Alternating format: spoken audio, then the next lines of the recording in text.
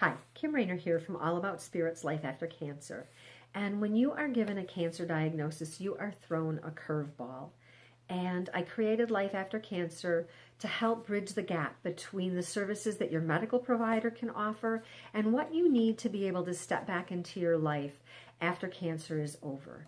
And today's show is part 4 in the series Embracing Wholeness in the Face of Cancer. And today's show is called Cancer's Deeper Meaning. And it is actually episode 67 in the series Life After Cancer.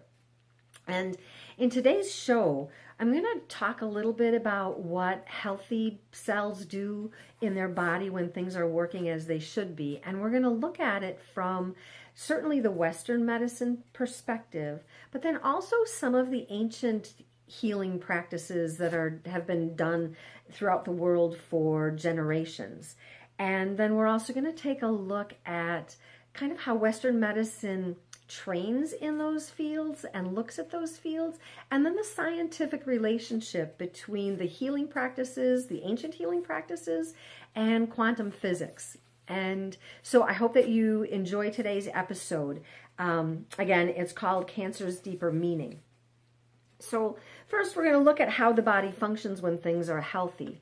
And that really is a miracle. I mean, if you stop and think about it, there are trillions of cells in your body that are performing millions of activities on a regular basis without ever asking us to do anything consciously. They just innately know what to do.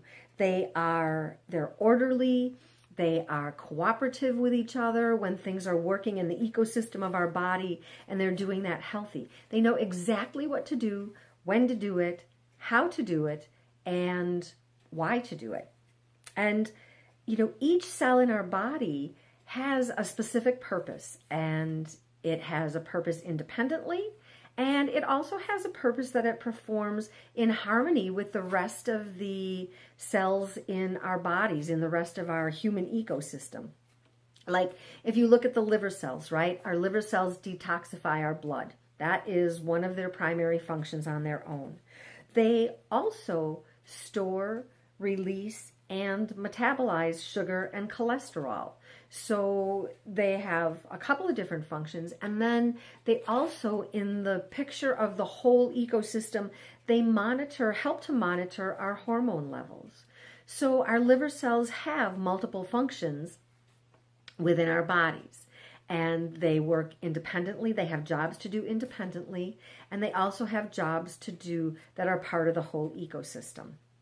And, if you travel a little further on in our body, we have colon cells. And our colon works in harmony with the rest of our body. It's busy absorbing fluid. It is busy, moving yesterday's food through our system, taking the nutrients it needs and clearing out the food from our system. And then it's also busy monitoring the bacteria levels within our bodies. And that stuff happens without any input from me. Certainly, I'm not telling it what to do. I'm not telling it how to do it, when to do it, why to do it. It just knows innately what to do. And my cells are doing their jobs. They're doing them independently, and they're doing them cooperatively. And there is this natural and innate intelligence, and that intelligence has been recognized universally across the board in those ancient healing traditions. And that energy that exists within us, it's often referred to as life force energy.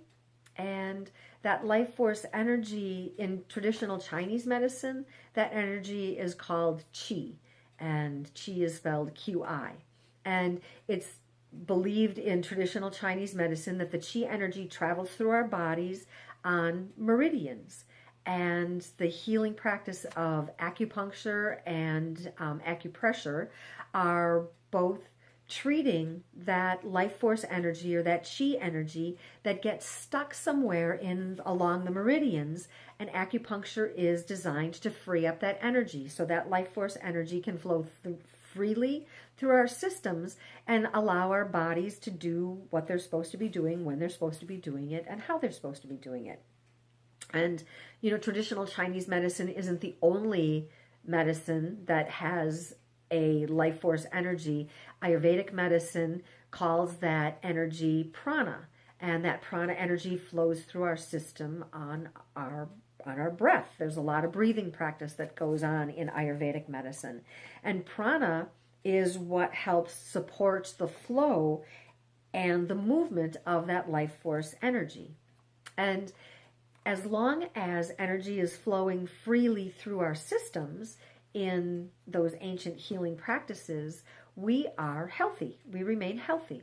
When that energy, when our systems can no longer process that life force energy, when things are so out of balance that it just can't, our systems can't recapture homeostasis, then we die. We no longer can sustain life, we can no longer support ourselves, and we die. And one of the things that we know is, biochemically, we are the same the moment before we die as we are the moment after we die. And yet one moment we're alive and one moment we're dead.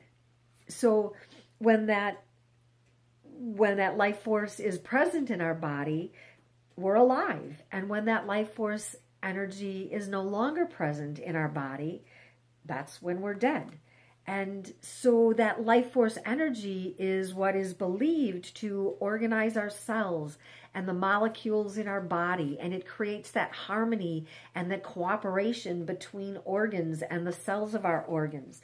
It's what makes us be thinking and breathing and capable of self-awareness, human beings that are able to function in the world, and so much more. So when we start to look at how Western medicine perceives health and how those healing traditions perceive health, they come from really different places. In Western medicine, a doctor starts their training by learning to understand death and learning to understand it from the perspective of disease. We start to understand health by dissecting death and disease. And in those non-traditional practices, they actually look at life as if it's coming from a life force field or a life force energy that is brought into our bodies. And as long as those fields are intact, we are able to sustain life. And when we start to look at some of those ancient healing practices and medicine from that place, we get to start to invite quantum physics into this idea. And the reason that we do that, or how we can do that, is to say, when we look at matter, right? We look at the chair I'm sitting in, we look at the shirt that I'm wearing, it appears that matter is physical. It appears that my chair, the wood of my rocking chair, is solid in substance. But we know by studying quantum physics that it is really made up of huge spaces. There are atoms that have vast space between the molecules of the atoms, and yet it appears solid to us. And so when we approach healing from that place of wonder that says, wow, how is it that I'm able to perceive my chair as a solid thing when it's really made up of vast amounts of space? There's this whole mysterious part of the world that exists in that. And Western medicine doesn't account for that mystery. It doesn't account for the part that says, well, what is it that makes us animated in life and then inanimate in death?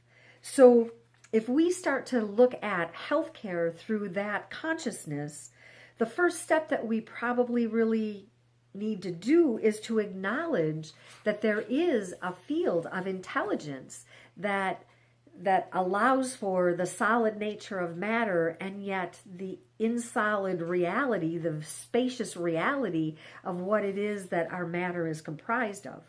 We need to acknowledge that something creates our world from that space, that we have a source of awareness that lies in this field of mystery, this field of pure potentiality, if you will, that field becomes the resting place for all that is. And our ideas and our thoughts and our beliefs in many ways are spacious and broad and roomy in the same way that the molecules between the physical composition of matter is also broad and spacious and roomy.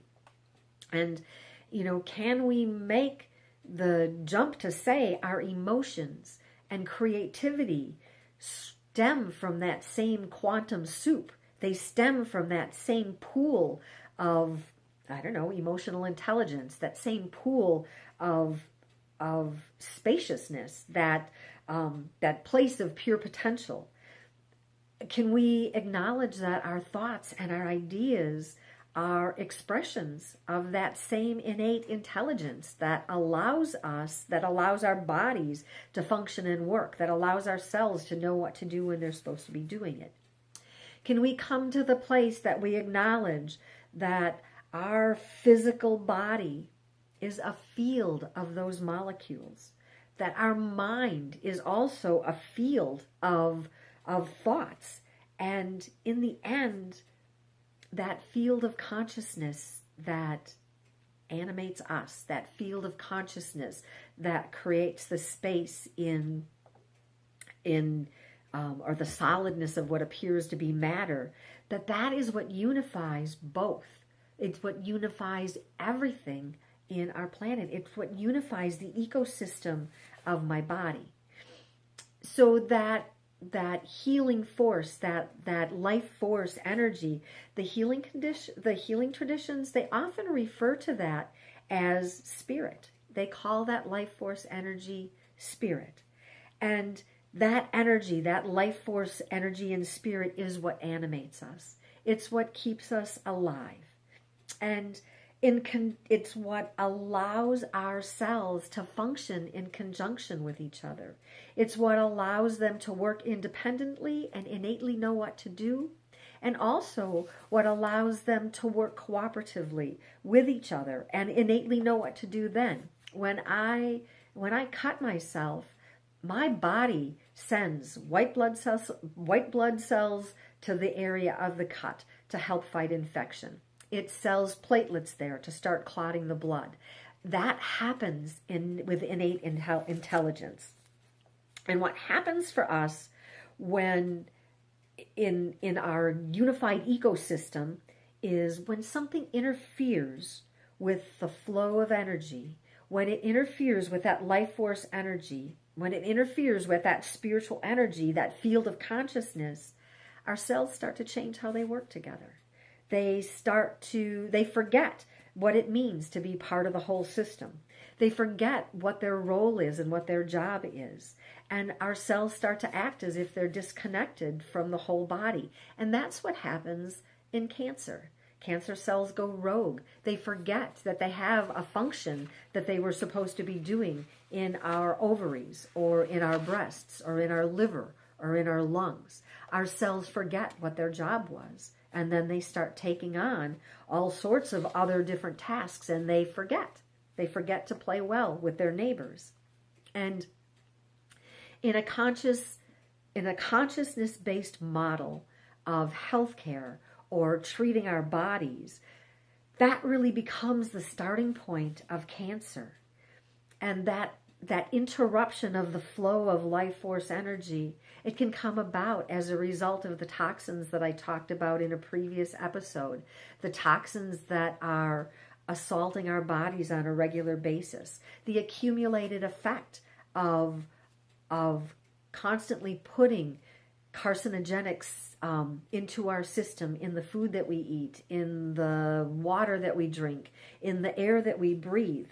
And that accumulated effect starts our cells to go rogue. And then when they become misguided, then they ignore their community. They ignore the cells that they're supposed to be playing with, and they stop working in harmony. And it's not only the physical assault on our bodies or that cause that interruption of life flow energy. Trauma has an impact on that life flow of energy. That our cells start reacting differently. We know by watching MRIs when people are exposed to, pictures of traumatic things, that they have hormones that are released. They have physiological reactions, and all of those things interrupt the life force energy.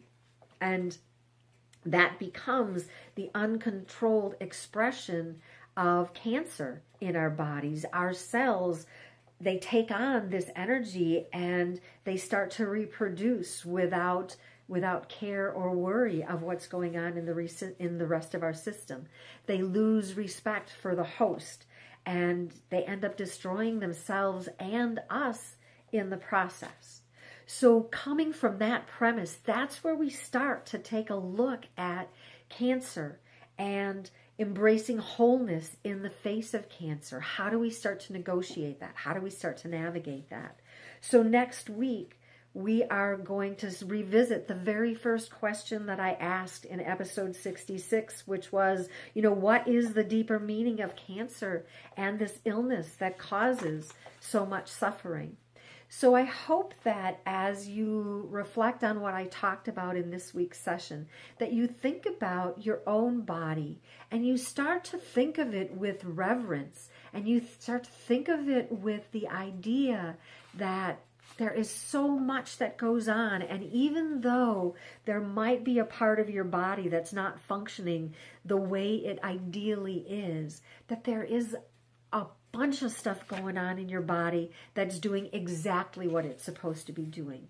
And when we can start to pay attention to that stuff, when we can start to recognize and embrace and acknowledge and thank that part of ourselves that knows innately what to do, that starts to lift our energy around our relationship with cancer. And my invitation to you is to start practicing that over the course of the next week. And I hope you'll join me for our next show, which will be coming up next Monday. And as always, if you found any of this information helpful, if you know somebody who is dealing with cancer, who is navigating health issues, I hope that you will share this information with them. I hope that you will invite them to check out my Facebook page, to check out, which is All About Spirit, to check out my website, which is allaboutspirit.com, to take a look at the blogs that I do, and to read some of the cancer survivor stories in the 1000 Cancer Survivor Stories program that I created. So I hope that you like and share this video if you found it helpful, and I hope above all that you embrace wholeness in the face of whatever is going on in your life. And I wish you a happy week, and I'll be in touch next week. Until we actually have a chance to meet, I hope that life treats you well. Thanks for being here, and I'll talk to you soon.